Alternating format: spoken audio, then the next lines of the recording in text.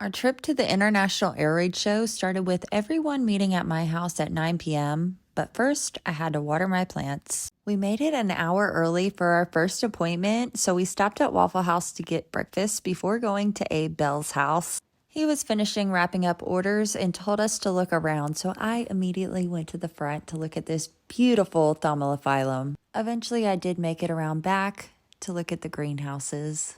Once Abe was finished, he quizzed us on our Anthurium knowledge, taught us some history about plants, and gave us a tour of his entire collection. I could spend weeks over there listening to him talk about plants, and I can't wait to share some of that with you guys over the next few weeks. Another thing we spent time discussing is living in Florida with houseplants. He doesn't live in southern Florida, so he doesn't get to leave his plants outside. Right before winter, he digs up most of the plants in his yard and moves everything into greenhouses. He also has propane heaters for those extra cold nights, but that doesn't happen but a few nights a year. And because of people like Abe, my level of understanding and appreciation for what people do to maintain their houseplants in different areas of the world has grown immensely recently. I actually don't understand why that's not a bigger topic of discussion, especially here online where we are from all over the world, as I think that's so important. It's helped me understand plants so much more. And I just got completely off topic.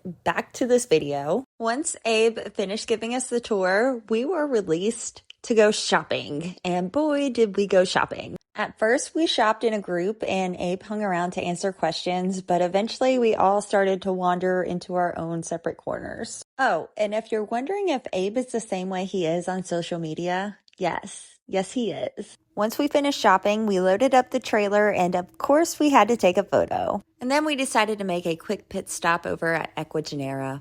Bridget and I were both really impressed with how orange all of their Billietiers were. None of mine have ever put out that much orange, ever. We planned on stopping for a few minutes as we planned on stopping here after the show on the way back home, so I focused on trying to find anything that may work for my spooky plant video series. What I found was something scarier than I ever could have imagined. The Sheen Mosaic Virus. And girl, I literally tried to play it off and convince myself that it was variegation until I saw it on like 30 different plants between 3 varicose subspecies. So there is no trying to say that's variegation, you know? But that's not the only issue we had with Ecuagenera. They tried to price gouge us. First, Matt tried to buy caladiums under a $20 sign and they charged him $40 per pot. That could be a mistake. But then Hunter and I decided to split a plant. They tried to charge us double of what they had it listed on the price list for. We did end up negotiating it down, but later that night I looked it up and it was cheaper on the Equa USA website than even on the price list. To say we were livid is an understatement, and we decided not to stop by on the way back home. Lord, this is not how I wanted this video to be. I need to start making a script or something.